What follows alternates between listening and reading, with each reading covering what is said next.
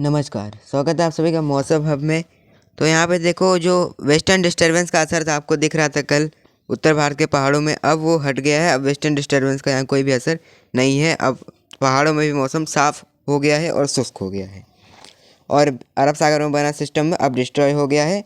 अब अरब सागर में कोई भी सिस्टम नज़र नहीं आ रहा है और जो लो प्रेशर एरिया बना था वो भी अब कमज़ोर हो गया है। यहाँ पे देखिए लो प्रेशर एरिया जो बना हुआ था वो कमज़ोर हो गया है और उसका भी कोई असर नहीं दिख रहा है। और लेकिन उत्तर भारत में बारिश इस वजह से हो रही है।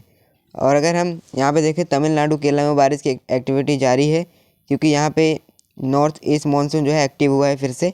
इस वजह से यहाँ पे बारिश की गतिविधि देखने को मिल रही है। तो और पश्चिमी हवाएं देखिए चल रही हैं, तो पहाड़ों में जो बर्फ़बारी हुई थी इस वजह से इधर पंजाब से लेके हरियाणा, राजस्थान और मध्य प्रदेश तक, उत्तर प्रदेश तक, बिहार तक जो है टेम्परेचर में गिरावट आई है। सुबह और शाम को ठंड है, क्योंकि यहाँ पे टेम्परेचर गिर रही है, पश्चिमी हवाएं पहुँच रही हैं और धीरे धीरे और भी तापमान गिरेगा जब पश्चिमी हवाएं और भी तेज़ होंगी। लेकिन अभी कड़ाके की सर्दी पड़ेगी ऐसी उम्मीद नहीं है, लेकिन पड़ेगी। शाम और सुबह का टेम्परेचर ठंडा हो जाएगा। तो आइए देख लेते हैं इन सभी मौसमी सिस्टम के प्रभाव से अगले 24 घंटे में मौसम कैसा रहेगा। तो गिलगित बाल्टिस्तान, मुजफ्फराबाद, जम्मू कश्मीर, हिमाचल, उत्तराखंड, पंजाब, हरियाणा, दिल्ली, उत्तर प्रदेश, बिहार, झारखंड, गंगे पश्चिम बंगाल, उड़ीसा, छत्तीसगढ़, मध्य प्रदेश, राजस्थान, गुजरात और महाराष्ट्र, ये सारे इलाके सूखे रहेंगे। बारिश की कोई भी एक्टिविटी नहीं होगी। मोस्टली क्लियर और ड्राई वेदर ही रहेगा। लेकिन यहाँ पे ये जो एरिया आपको दिख रहा है पंजाब से लेकर के ये हरियाणा, दिल्ली, उत्तर प्रदेश से लेकर बिहार और मध्य प्रदेश, यहाँ पे पश्चिमी हवाओं का जोर रहेगा। गुजरात में भी, तो यहाँ पे टेम्परेचर बहुत तेज़ी से गिरेगा।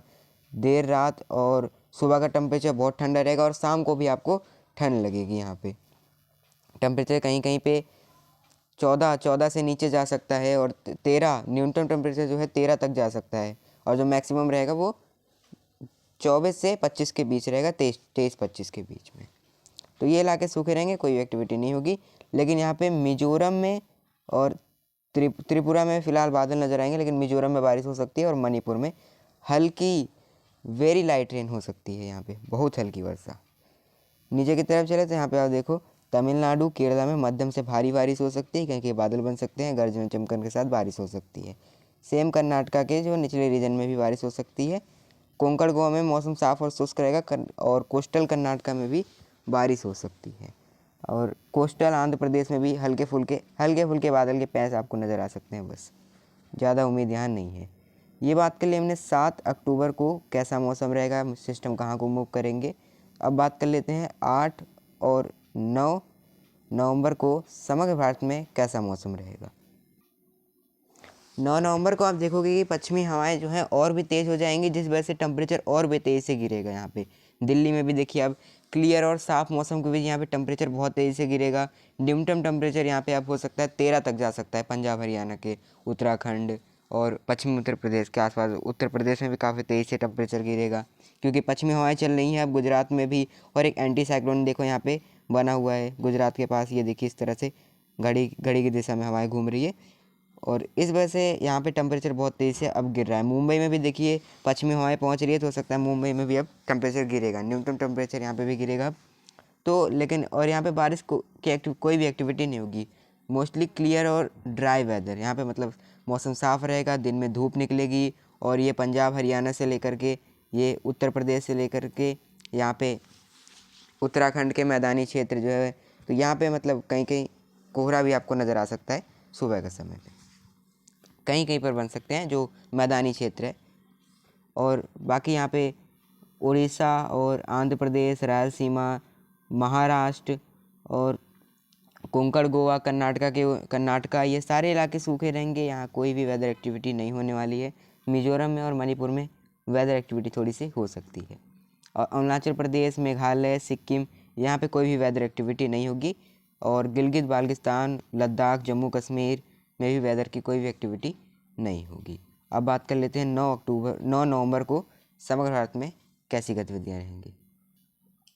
9 नवंबर को आप देखोगे कि 9 नवंबर को यहाँ पे पश्चिमी हवाएं देखिए और भी तेज़ हो गई हैं, मतलब चल रही हैं, लेकिन अब जो है उत्तर प्रदेश में भी डायरेक्ट जो है पश्चिमी हवाएं पहुँच रही हैं। तो यहाँ भी अब टेम्परेचर गिरेगा देर रात और सुबह यहाँ पे ठंड रह सकती है।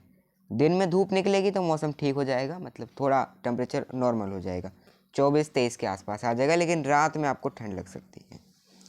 और यहाँ पे अब मुंबई में भी मैंने बताया कि पश्चिमी हवाएं पहुँच रही हैं, तो यहाँ भी टेम्परेचर गिरेगा, लेकिन डायरेक्टली नहीं पहुँच रही हैं, घूम के पहुँच रही हैं।